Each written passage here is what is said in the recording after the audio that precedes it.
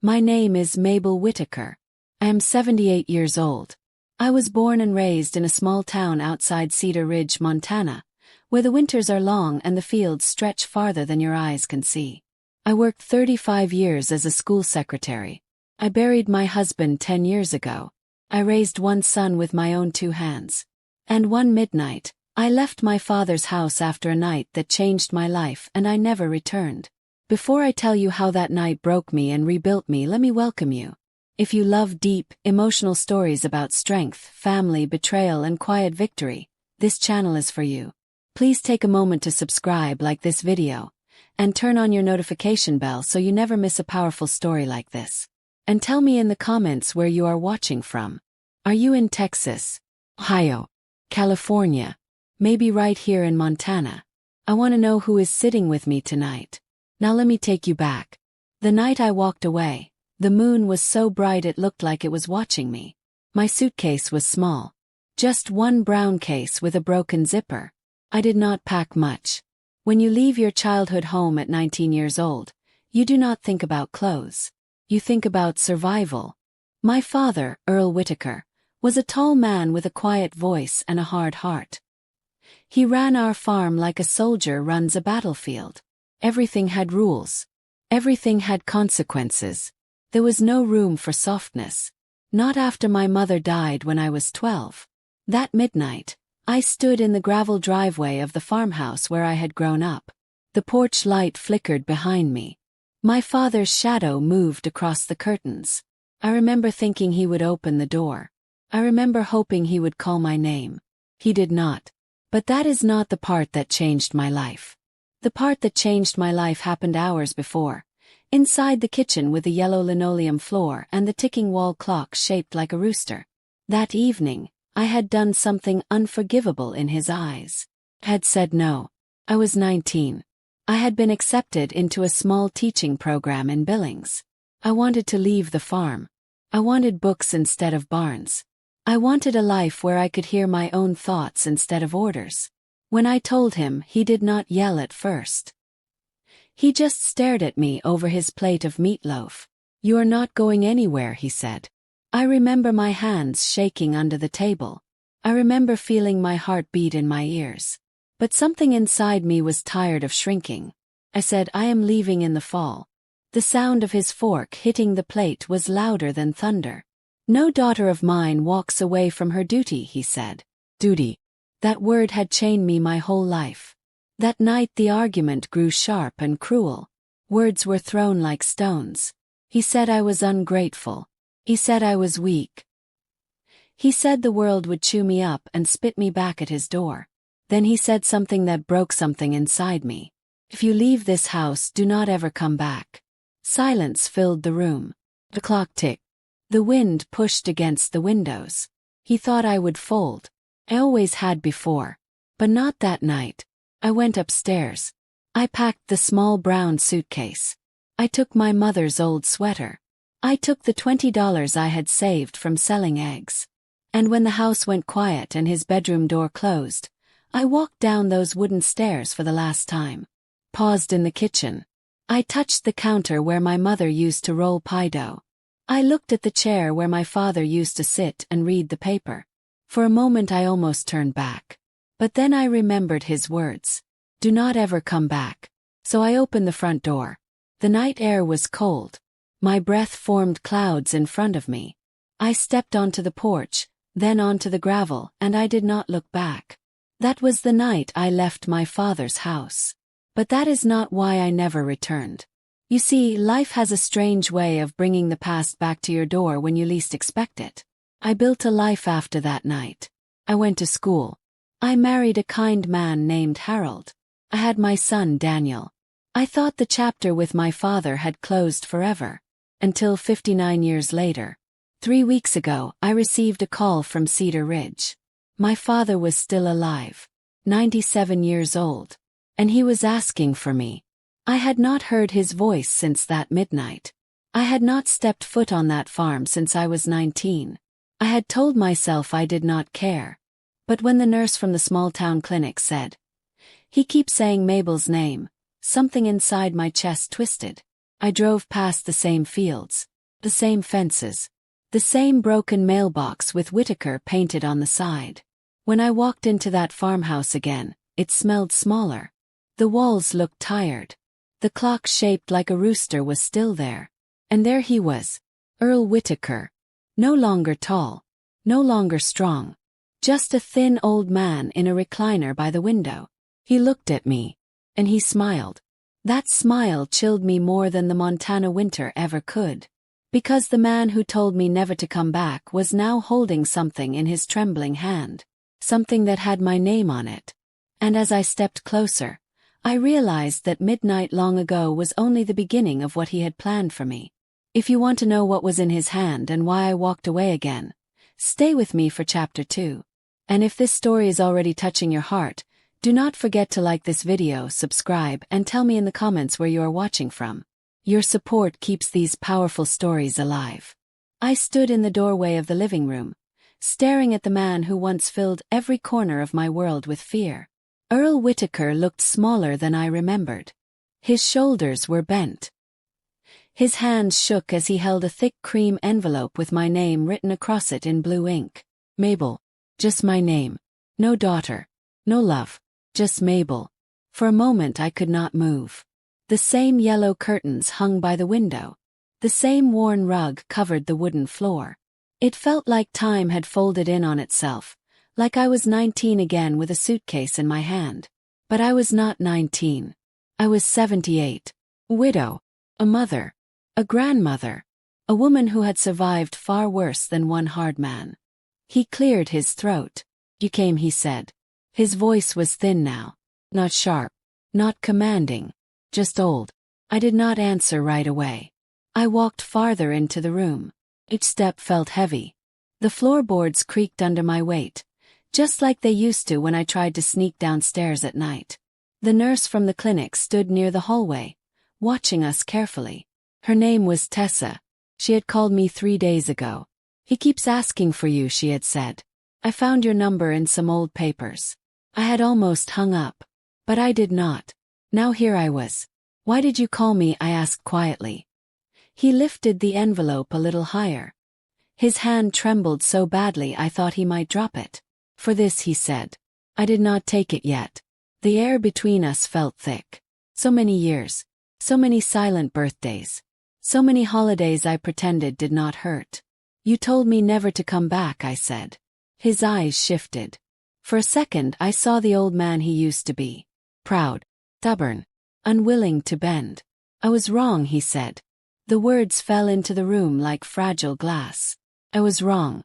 In my whole life, I had never heard him admit that. My chest tightened. Part of me wanted to feel relief. Another part wanted to scream. Do you know what that night did to me? Yes. He looked down at his lap. I know what it did to me, he said. Silence again. The nurse quietly stepped out, giving us privacy. I moved to the couch across from him and sat down slowly. My knees were not as strong as they once were. It has a way of humbling you. Why now? Yes. 'Cause I am running out of time. There it was. The truth. Not dramatic. Not angry. Just simple. He held out the envelope toward me. Took it. It was heavier than I expected. Inside were papers. Legal papers. Property documents. Bank statements. Letter. My eyes moved quickly across the top page. Last will and testament. My heart skipped. You do not have a wife, I said. And I am your only child. He nodded. The farm is yours, he said. I stared at him. The farm I fought to leave. The land that felt like a prison. The fields where I buried my mother's dog. The barn where I cried when I was told to be stronger. Why would you give it to me? I whispered. 'Cause it was always meant to be yours. Anger rose inside me. Then why did you try to trap me here? Why did you make me feel like leaving was betrayal? His breathing grew heavier. I thought if I pushed you hard enough you would stay. I thought strength meant control. That is how my father raised me. That is how I believed love worked. His voice cracked. But when you walked out that door, I realized I had raised someone braver than me. Tears burned my eyes, but I refused to let them fall. You never came after me, I said. He closed his eyes. I drove to Billings once. Parked outside your apartment. I saw you through the window with your books. You looked happy. I told myself staying away was the last decent thing I could do. My breath caught. All these years I thought he did not care. He swallowed slowly. I followed your life from a distance. I knew when you married Harold. I knew when Daniel was born. I read about your retirement in the local paper. Kept every clipping. The room felt smaller. You watched me, I said. He nodded. But I never knocked. I did not know what to say. My whole life I carried the story that my father chose pride over me. Now he was telling me he chose distance because he believed I was better without him. The letter slipped from the envelope onto my lap. Open it, he whispered. My fingers trembled as I unfolded the single sheet of paper. Mabel, if you are reading this, it means you came back. I never deserved that. I broke something between us that night. I wanted you to be strong, but I confused strength with silence. You were always stronger than I was. This farm was never meant to hold you. It was meant to support you. I just did not know how to let you go. The words blurred as tears finally escaped my eyes. I folded the letter carefully. What do you want from me? Yes. He looked at me, really looked at me for the first time in decades. I want you to forgive yourself. And blinked. Myself. For leaving, he said. You have carried that guilt for too long. I shook my head. You told me not to come back. And you listened, he said softly. Something inside me shifted. All these years, I had told myself I abandoned him. That maybe I should have stayed. That maybe if I had tried harder, things would have been different. But I was 19. I was just a girl who wanted a life. He reached for my hand. His skin felt thin and cold. You did not betray me, Mabel. You saved yourself. The weight of those words pressed against my heart. Outside, the wind moved across the fields. The same fields that once felt like chains. I looked around the room again. The walls no longer felt threatening. They felt tired. Like they had been waiting for something. Then he said something that made my stomach drop. There is one more thing in that envelope. I frowned. What thing? His eyes moved toward the kitchen. I am not the only one who wants this farm. The air changed. What do you mean? Asked. He swallowed hard. Someone else has been waiting for you to come back. And they are not happy that you did. I felt a cold chill move down my spine. After 59 years of silence, I had returned to close an old wound. But now it seemed I had walked into something far more complicated. And far more dangerous. The room felt colder after he said those words.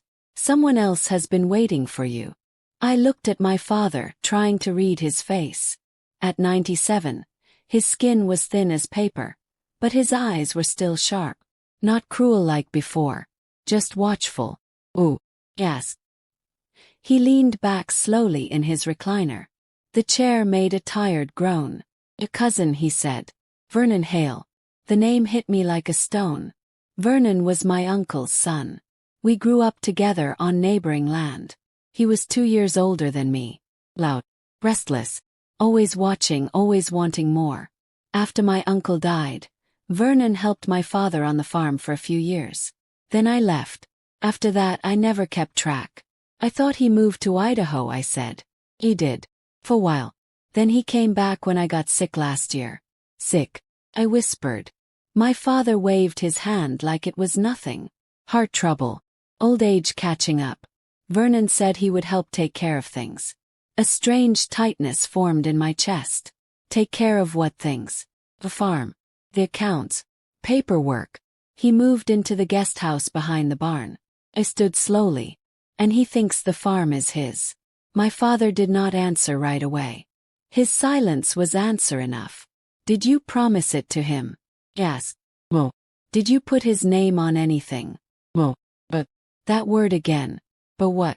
He believes blood means ownership. He believes because you left you gave up your claim. My heart began to beat harder. I never signed anything away. No. Then why does he think he can fight this? My father looked toward the kitchen window. Because he has already borrowed against the land. My breath stopped. What? He closed his eyes for a second like the weight of it hurt. He took out loans. Said it was for equipment upgrades. Repairs. But I found out some of it went into investments. Bad ones. Felt dizzy. How much? Blah. The simple answer felt heavier than numbers. Is the farm in debt? Asked carefully. My knees weakened and I sat back down. This land that once felt like a prison. This land I had built a life away from. Now it was tangled in financial mess and family greed. Why did you not stop him? I demanded. His voice was quiet. 'Cause I trusted him. There was pain in that sentence. Real pain. And because part of me believed you would never come back. The words cut deep. I had spent decades building a peaceful life in a small town outside Helena.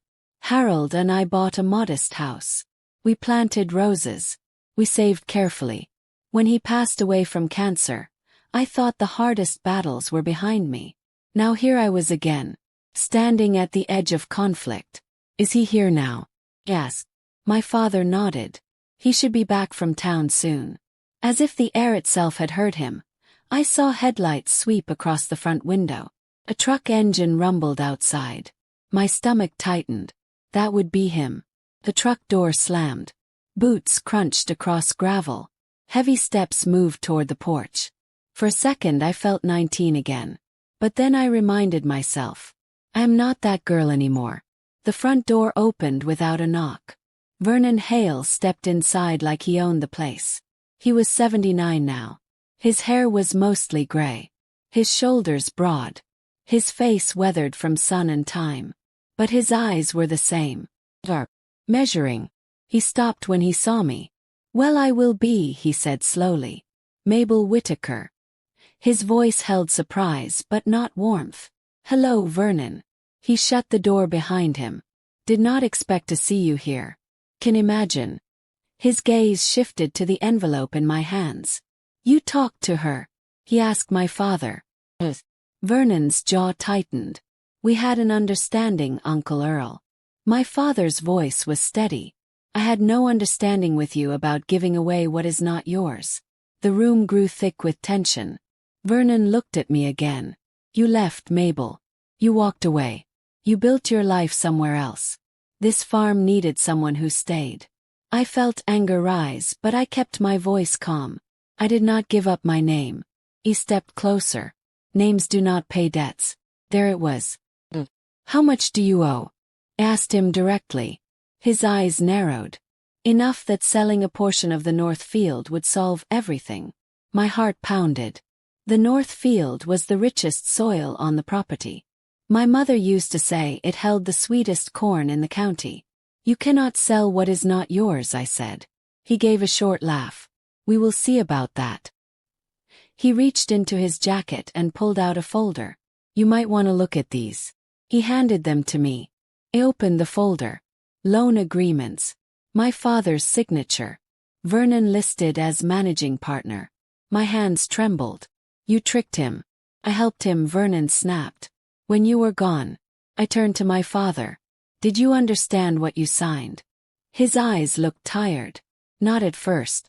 Vernon exhaled sharply. Do not make me the villain here. I kept this place running.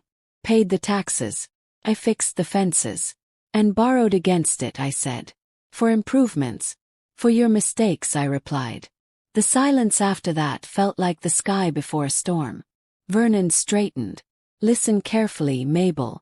You show up after almost 60 years and think you can claim everything. The bank does not care about old family drama. They care about money. And what happens if the debt is not paid? Yes. Foreclosure. The word landed like thunder. The farm would not belong to him. It would not belong to me. It would belong to strangers. I felt something shift inside me. Not fear. Clarity. All my life I ran from this land. Now it was asking me to fight for it. I looked at Vernon steadily. How much time do we have? 3 months, he said. 3 months before the bank moves in. I folded the papers slowly. Then we have 3 months to fix it. He stared at me like I had just spoken another language. You think you can solve this? I met his gaze without blinking. I survived your uncle. I survived widowhood. I survived raising a son alone. Do not underestimate what I can do in 3 months. My father watched us quietly. For the first time in decades, I was not the girl being ordered around. I was the woman standing between destruction and redemption. Vernon gave a tight smile. You do not even know where to begin. I slipped the envelope back under my arm. Oh, I think I do. Because what Vernon did not know was that I had something he did not. Savings, pension, connections, and a son who worked in agricultural law. But I did not say that yet. Instead, I walked toward the kitchen. There is one more thing, Vernon said behind me. Pause. If you fight this, you will not just be fighting me. You will be fighting the bank, the county, and every rumor in this town. Turn slowly. I have fought worse than rumors. But as I stepped into the kitchen, I heard him add one final sentence. And if you dig too deep into those loan papers, you might find things that do not just hurt me. They might hurt your father too. I stopped cold. What did he mean by that? I stood in the kitchen staring at the old rooster clock on the wall. Vernon's words echoed in my head. If you dig too deep, you might hurt your father too. I slowly turned back toward the living room. Vernon was watching me carefully. My father looked exhausted, like the air had been drained from his lungs. What did you mean by that? Yes.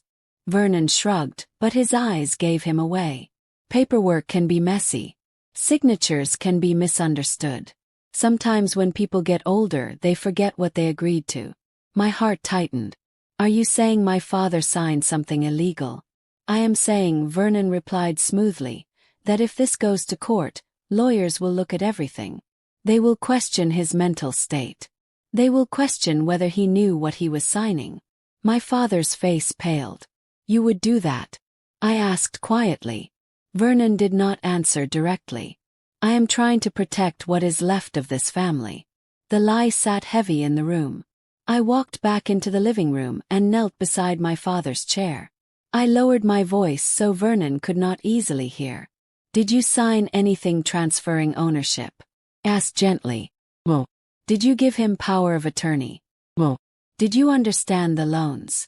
He hesitated. I trusted him. That was not the same thing.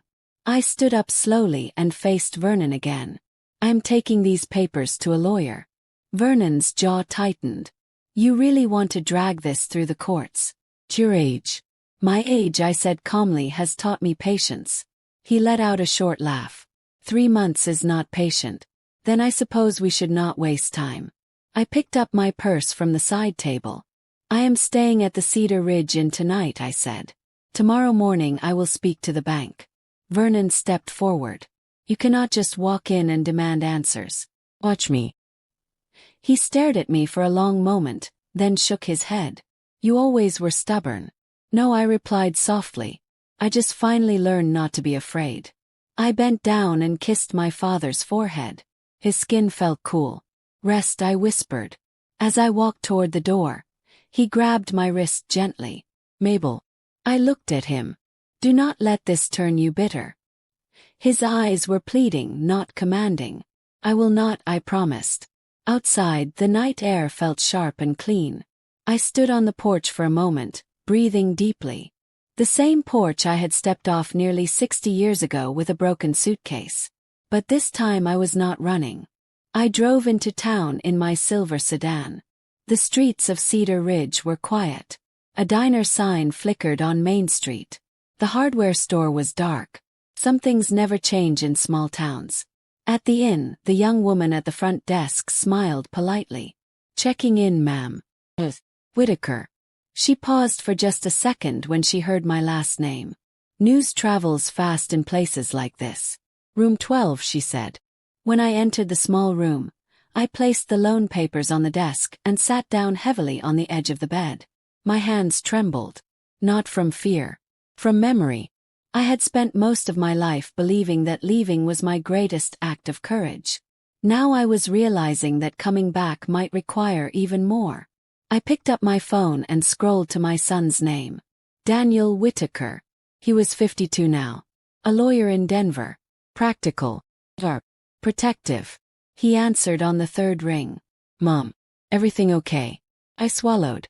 Not exactly. What happened? I told him everything. About the will. About Vernon. About the debt.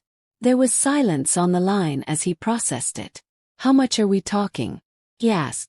I gave him the number from the loan documents. He let out a low whistle. That is serious. Can we fight it? But it will not be simple. If Grandpa was pressured or misled, that is fraud. If the bank failed to ensure proper understanding, that is another issue. But we need copies of everything. Have them. His voice softened. Mom, are you sure you want to do this? I looked around the small hotel room. For most of my life, I avoided that farm. I built my peace far away from it. But something inside me felt clear now. Yes, I said. I'm sure. Why? 'Cause this is not about land. He waited. It is about finishing something that started when I was 19. He sighed gently. Bae. I will drive up tomorrow morning. Do not sign anything. Do not argue alone with Vernon. I smiled slightly. I have handled men like Vernon before. I know, Mom. But this time you do not have to do it alone. After we hung up, I lay back against the pillow and stared at the ceiling. 3 months. I thought about the north field. The sweet corn. My mother's laughter drifting through summer air. The sound of wind moving through tall grass. Maybe the farm was never my prison. Maybe it was my unfinished story. The next morning I woke early and drove to the local bank. It was a small brick building with a flag waving out front. Inside, a middle-aged man in a gray suit greeted me. How can I help you? My name is Mabel Whitaker, I said evenly. I am here about the loans attached to the Whitaker farm. His expression changed slightly. He led me into a small office. Mrs. Whitaker, your cousin has been handling the account. Understand. But I am the sole heir. He adjusted his glasses. There are complications. Such as. He opened a file. There is a clause in the most recent loan agreement. It states that if repayment fails, managing control transfers to the managing partner listed. My heart beat faster. And that is Vernon. So even if I inherit the farm, he controls it. Temporarily. Unless the debt is cleared. How much to clear it completely? Yes. He gave me the number. 'Twas large. But not impossible. I sat back in the chair. My pension savings. Harold's life insurance. Investments Daniel helped me manage. If I combined them I could pay it. But it would leave me with very little. My safe retirement. My security. My comfort. All on the line. The banker looked at me carefully. You would sacrifice your retirement at your age. I met his gaze calmly. Some things are worth more than comfort. As I left the bank, my phone buzzed. It was a message from Vernon. We need to talk. I looked up and saw his truck parked across the street. He stepped out slowly, watching me. And in that moment I realized something. He was not just worried about the debt. He was afraid. Vernon crossed the street slowly, like a man trying to keep control of a situation that was slipping through his fingers. The wind pushed against his jacket. The town was quiet except for a delivery truck rumbling past the grocery store. You move fast, he said when he reached me. I have always valued my time, I replied. He glanced toward the bank doors behind me. What did they tell you? Enough. His jaw tightened. You do not understand the full picture. Then explain it. He hesitated, looking around like the sidewalks had ears. In a town this small they probably did. Not here, he muttered. Get in the truck. I did not move. If you have something to say, say it. He exhaled sharply, frustrated. Fine. He stepped closer, lowering his voice. The loans are not just about bad investments. Waited. 3 years ago, a developer came through Cedar Ridge. They wanted farmland. Promised shopping centers, retirement condos, a medical plaza. Said this town would grow. My stomach tightened. You planned to sell. He shook his head quickly. Not sell everything. Just the north field. The offer was high. Higher than anything this land ever made growing corn. I felt anger flicker. The north field is not just dirt. I know that now. Now. He looked away. The developer backed out. Funding collapsed. I had already borrowed against the projected sale. I thought I could cover it with crop profits, but then drought hit. Equipment broke down. One bad year turned into two. So you doubled down, I said. And now you are drowning. He looked at me sharply. Do not pretend you understand farming from your retirement house in Helena. I stepped closer. Do not pretend I forgot where I came from. Silence stretched between us. Then he said something unexpected. I never wanted to steal from you. The words hung in the air. You just wanted to gamble with something that was not yours. He flinched slightly. I thought you were gone for good. I thought Uncle Earl would leave it to me eventually. But he did not. Well, he ran a hand over his face. You showing up changes everything. I studied him carefully. What are you afraid of, Vernon? He looked me straight in the eyes. Prison. The word hit hard. What did you do? I asked quietly. He swallowed. Some of the loan applications overstated projected yields. I signed on Uncle Earl's behalf on one document when he was in the hospital. My heart dropped. You forged his signature. I adjusted it. That is not adjusting. That is fraud. He looked desperate now. I was trying to save the farm. By risking losing it entirely. His breathing grew heavy. If the bank audits everything and finds the inconsistencies, they will not just take the land. They will press charges. So that is why you warned me, I said softly. Not to protect my father. To protect yourself. He did not deny it. For a moment, I saw not a villain, but a scared old man who made reckless choices trying to prove something. Why did you not ask for help? Yes. His voice cracked slightly. 'Cause asking for help feels like failure. I understood that more than I wanted to admit. My father had lived by that rule. Vernon had inherited it. Maybe the Whitaker bloodline carried pride like a curse. My phone buzzed. Daniel. He just pulled into town. Vernon glanced at the screen. You brought your son into this. He shook his head slowly. This is about to get ugly. Does not have to. He laughed bitterly. You think you can just write a check and make this disappear? Maybe. His expression changed. You would pay it. If it keeps the farm out of foreclosure and keeps my father from being dragged through court, yes. He stared at me in disbelief. Why? Because I am tired of this land being a battlefield. He looked down at the pavement. And what happens to me? That was the question. I could let the law handle him. I could expose the forged signature. I could walk away clean while he faced consequences. But I remembered something my father said the night before. Do not let this turn you bitter. I looked at Vernon carefully. You will sign a full confession of the unauthorized signature. You will step down as managing partner immediately. You will agree to repay me over time from whatever assets you have. And you will never attempt to claim ownership again. His eyes widened. And if I refuse? Then my son files a formal complaint with the bank this afternoon. Silence. The wind moved between us. You would spare me? He asked quietly. I would spare my father. That answer seemed to land deep. Vernon's shoulders slumped. I never hated you, he said. That surprised me. You envied me, I replied. He gave a weak nod. You left. You had the courage to walk away. I stayed. I thought staying made me stronger. Sometimes leaving is strength, I said gently. Car door slammed behind me. Daniel walked toward us in a navy suit, confident and calm. He gave Vernon a brief nod. Vernon looked between us. You raised him well. I smiled faintly. I did my best. Daniel looked at the papers in my hand. Ready? Vernon inhaled deeply. If I sign what you are asking, this ends quietly. He looked toward the distant fields beyond town. I just wanted to prove I could build something bigger than what we inherited. Instead, you nearly destroyed it. His eyes filled with something close to regret. No. He straightened slowly. Fine. I will sign. Relief did not flood me. Instead, a heavy calm settled in my chest. This was not victory yet. This was responsibility. As we walked back toward the bank together, Daniel leaned close to me. Are you sure about paying the full debt? No, I admitted. But I am sure about something else. What? This farm will not be remembered for greed.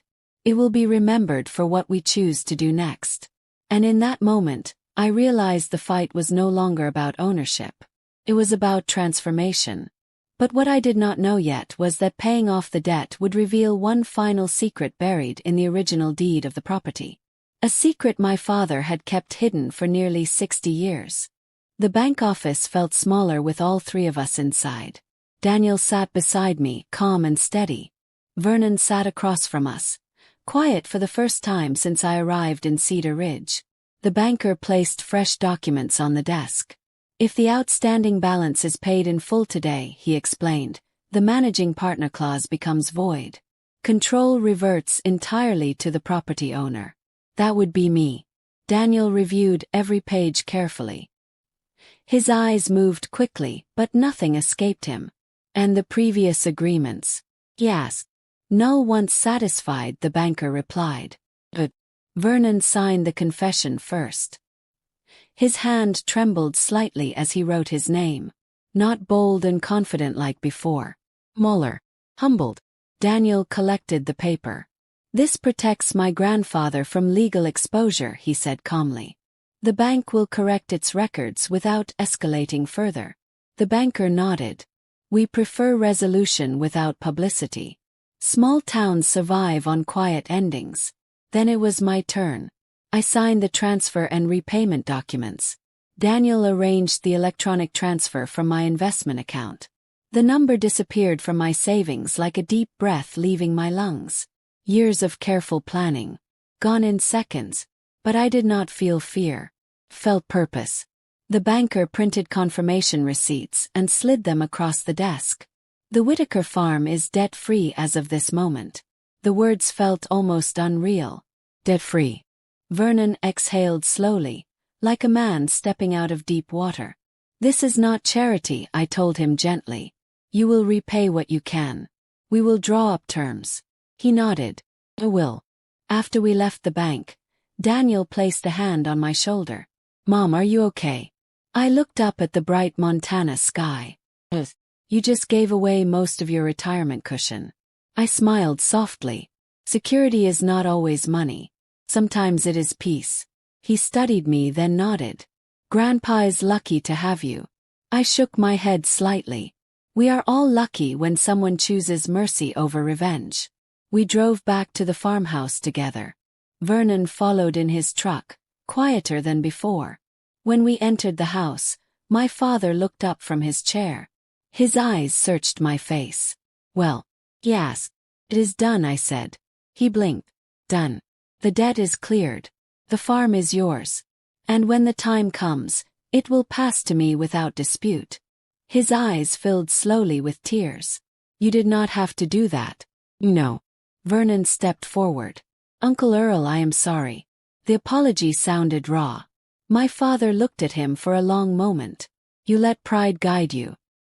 He nodded weakly. That runs in this family. We all stood there in silence. Then Daniel cleared his throat. There is one more matter we should review. He reached into his briefcase and pulled out a copy of the original property deed. He had requested it from the county office that morning while I met Vernon. I wanted to double-check historical clauses, Daniel explained. Historical clauses. Yes. He opened the document and laid it on the kitchen table. This land was not originally purchased by your father, Mom. It was granted under a cooperative agricultural trust in 1924. I frowned. What does that mean? Daniel pointed to a paragraph. It means the North Field cannot legally be sold to commercial developers. Vernon's head snapped up. What? The clause states that a portion of the land must remain dedicated to agricultural or community benefit use. If sold for commercial construction, ownership reverts to the county.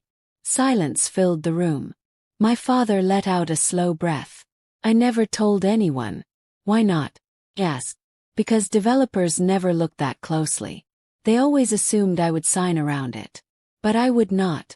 Vernon stared at the paper in disbelief. So even if my deal had gone through, it would have collapsed in court, Daniel finished. The North Field was never meant to be shopping centers or condos. I felt something shift deep inside me. The land had been protected all along. Protected by a clause written decades before I was born. My mother used to say that field had a purpose beyond profit. Maybe she was right. Vernon sank into a chair. I nearly destroyed everything for something that was never possible. Not destroyed, I said gently.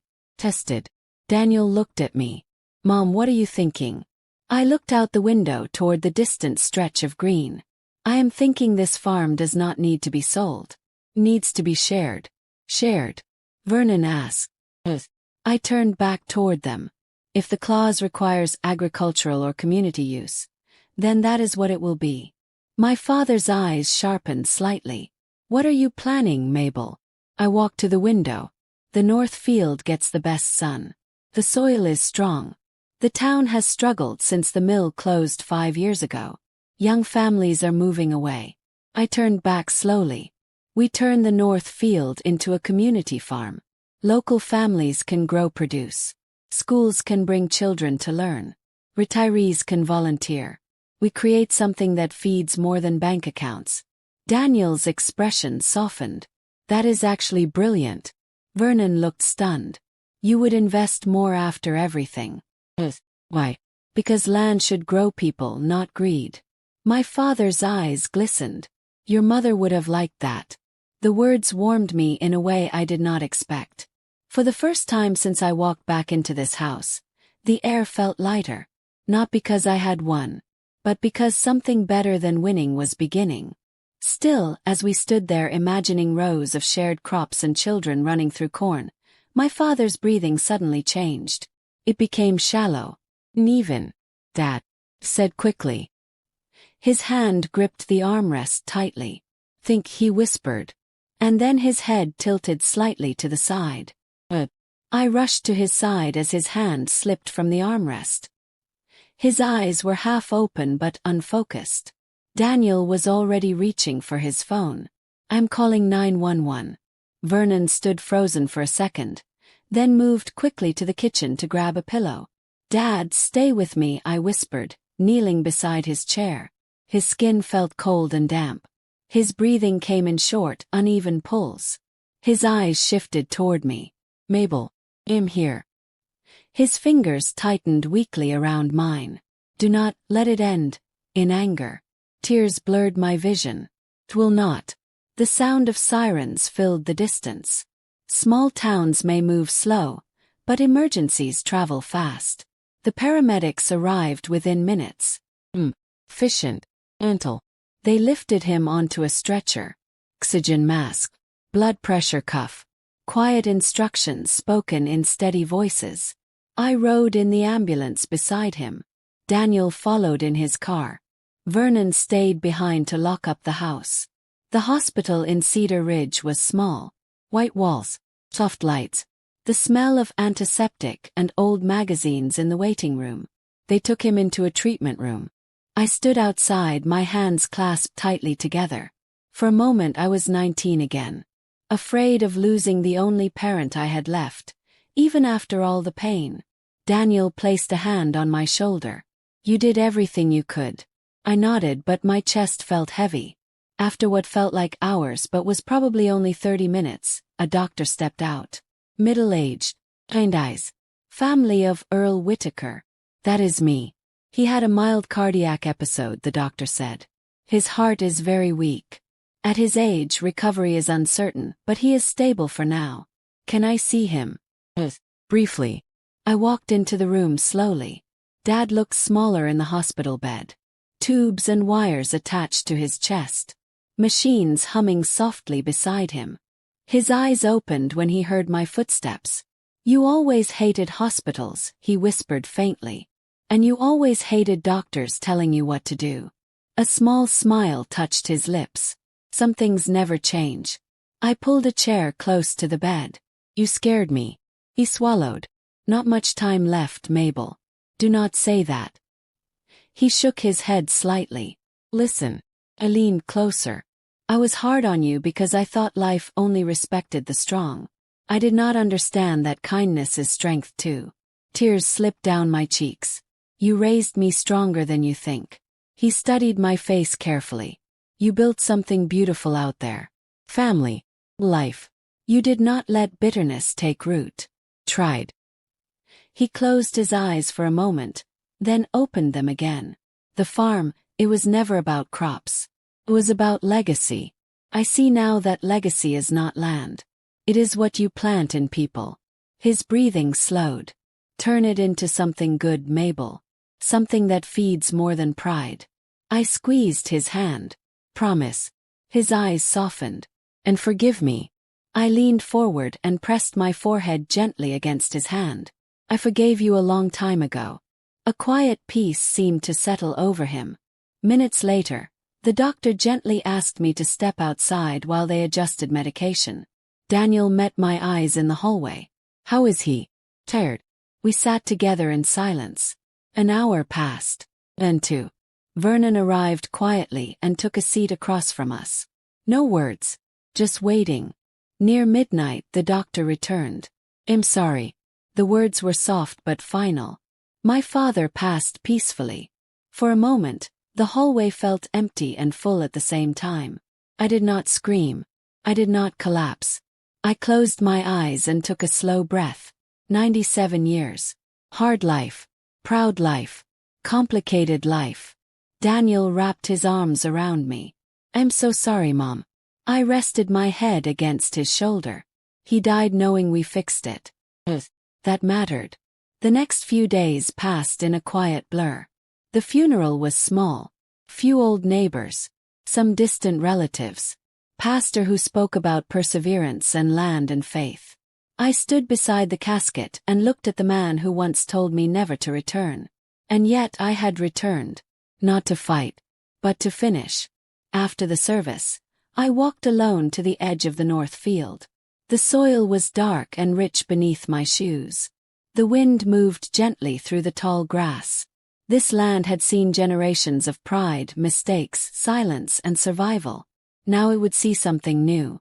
Vernon approached slowly. I meant what I said, he began. I will repay you.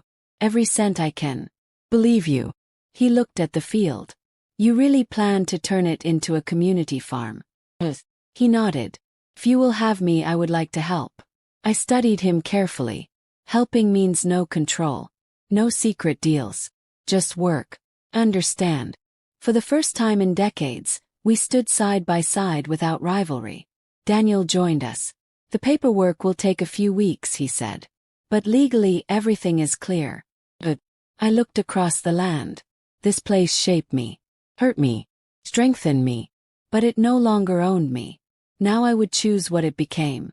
What I did not know yet was that when word spread about the community farm idea, the town of Cedar Ridge would respond in a way none of us expected. And the greatest surprise would come from someone I never imagined stepping foot on this land again. Word travels faster than wind in a town like Cedar Ridge. By the end of the week, everyone knew that Earl Whitaker had passed away. They also knew that his daughter, the one who left at 19 and never came back, had returned and cleared the farm's debt.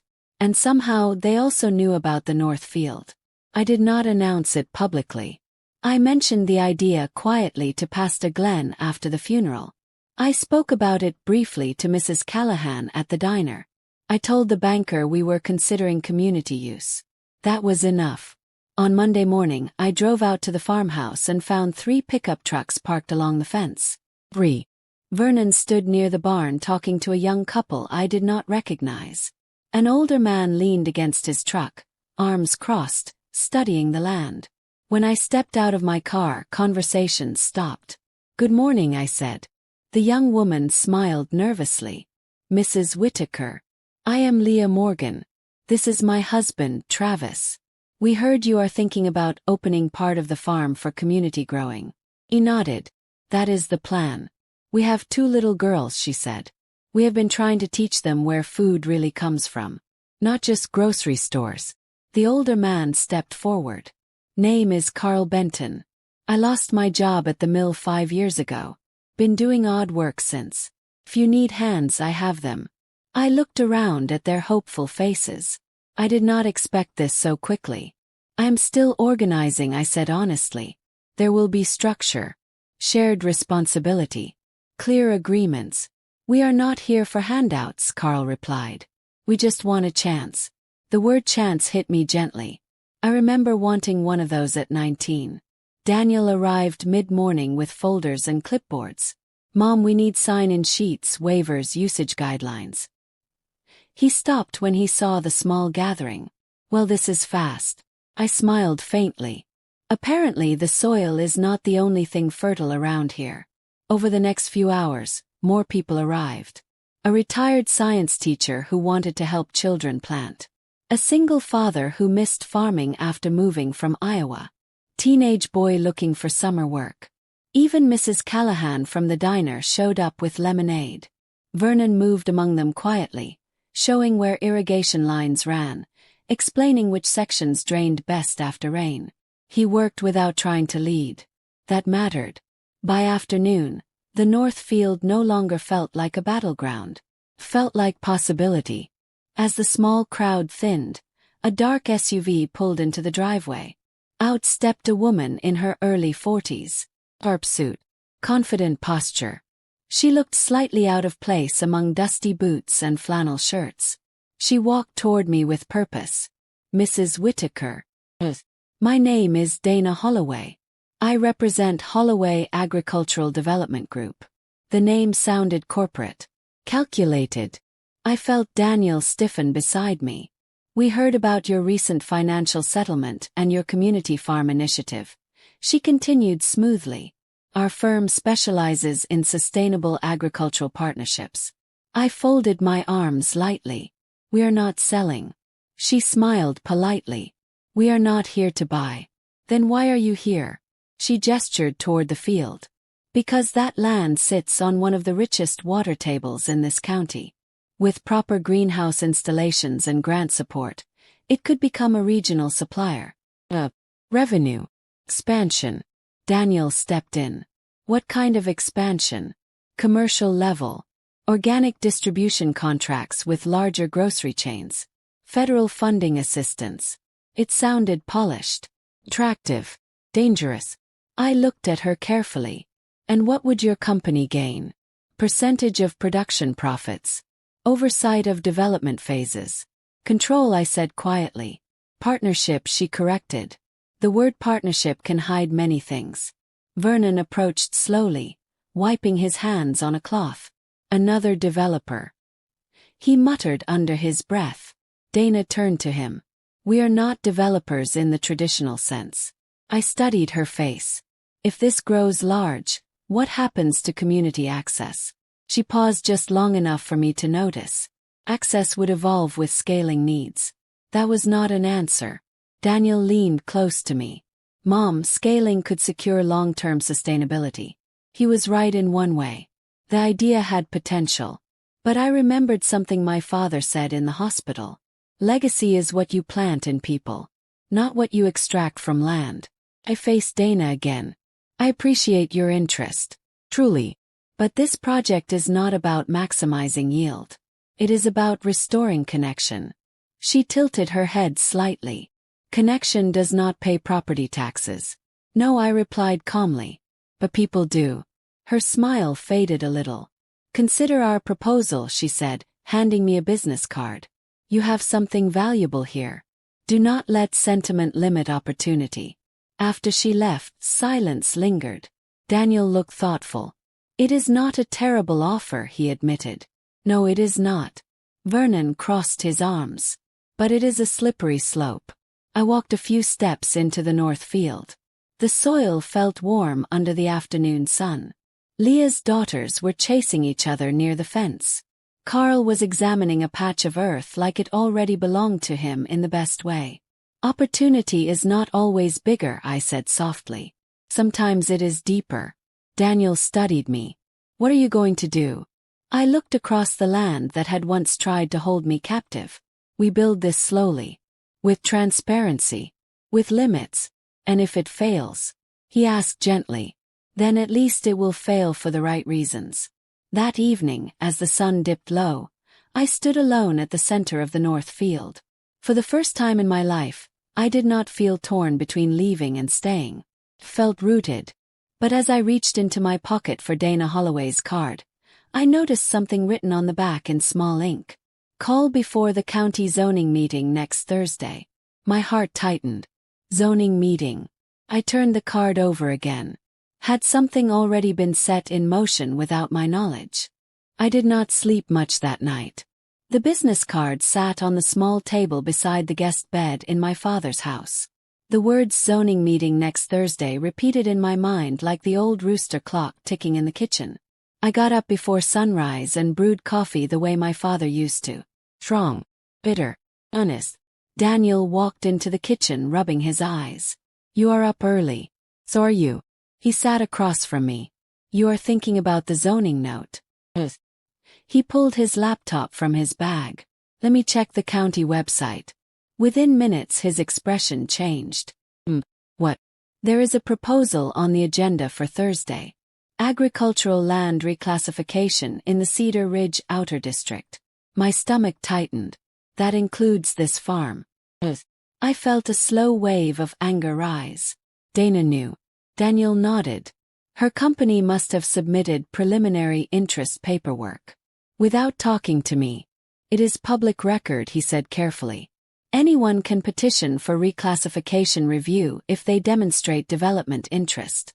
I stood up and paced slowly across the kitchen.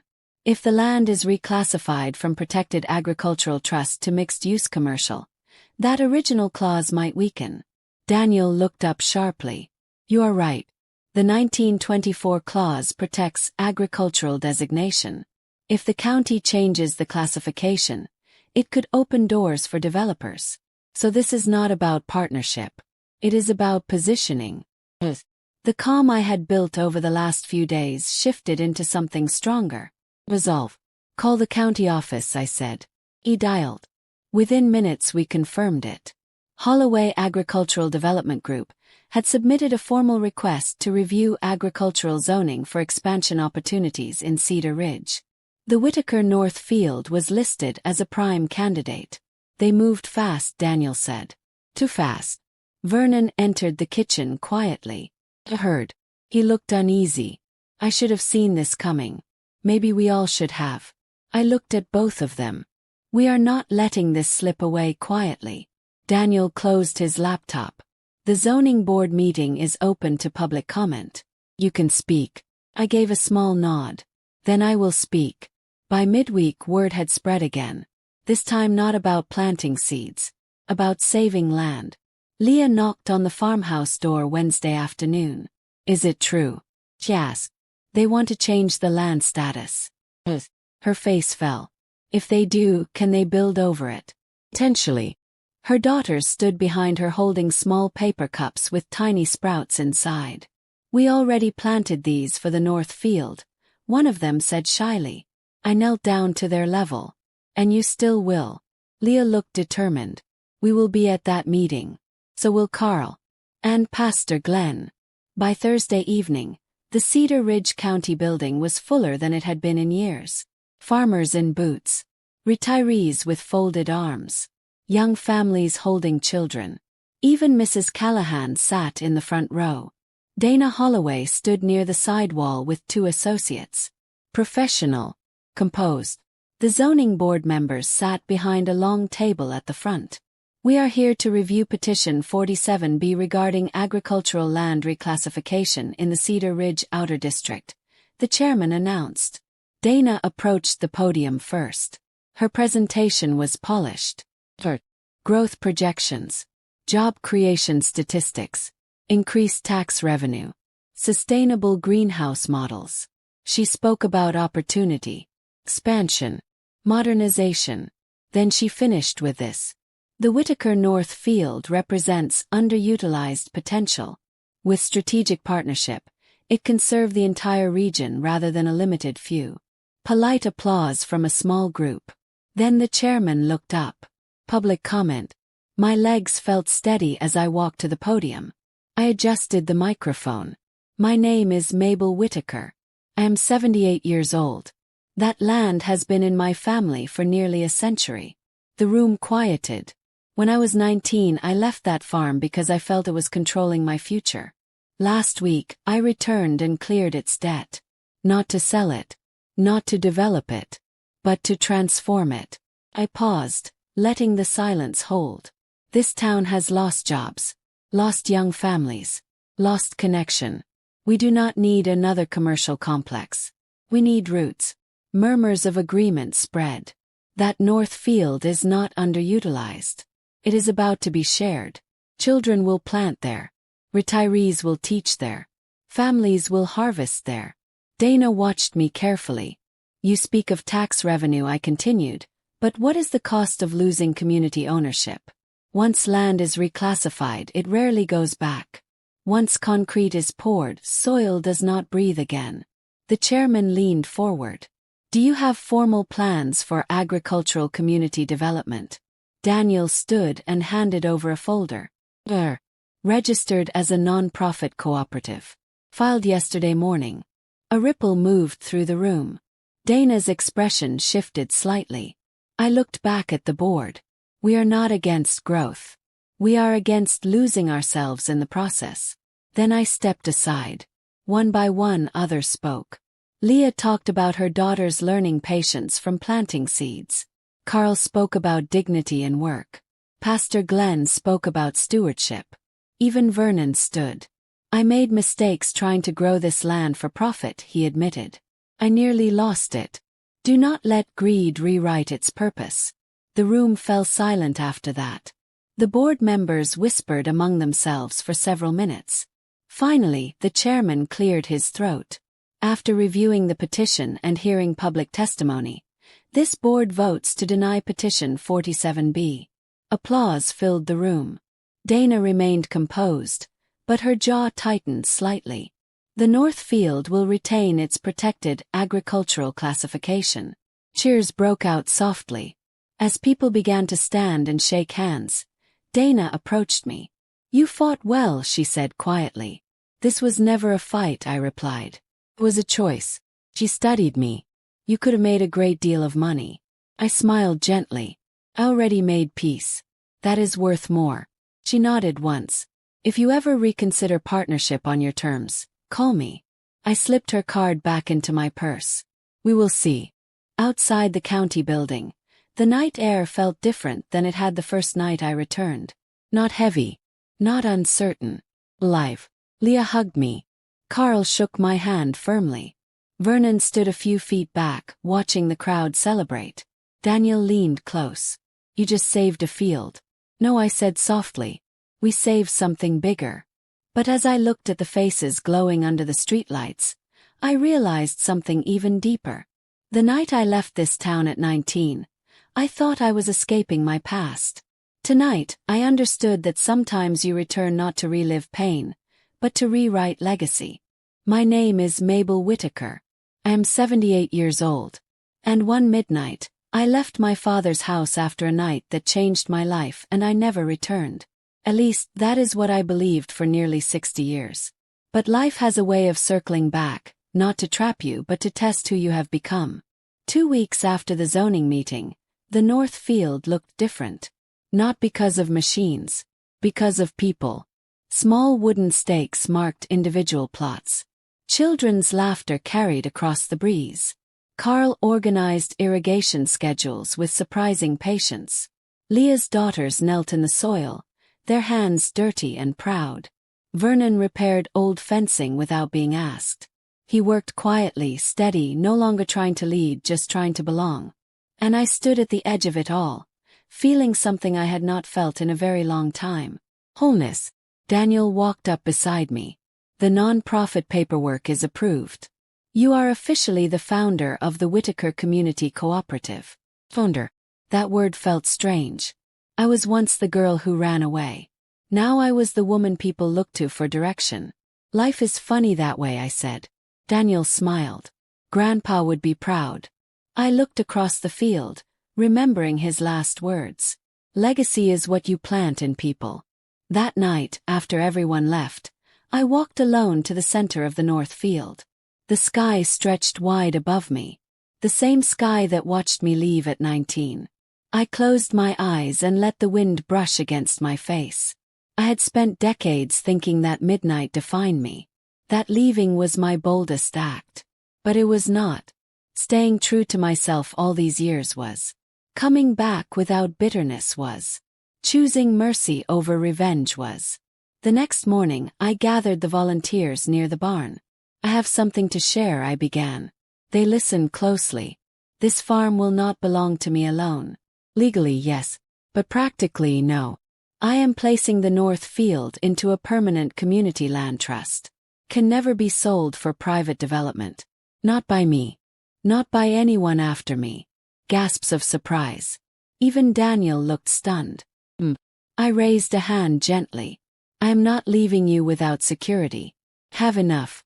What I do not need is more land to guard. What this town needs is land to grow on.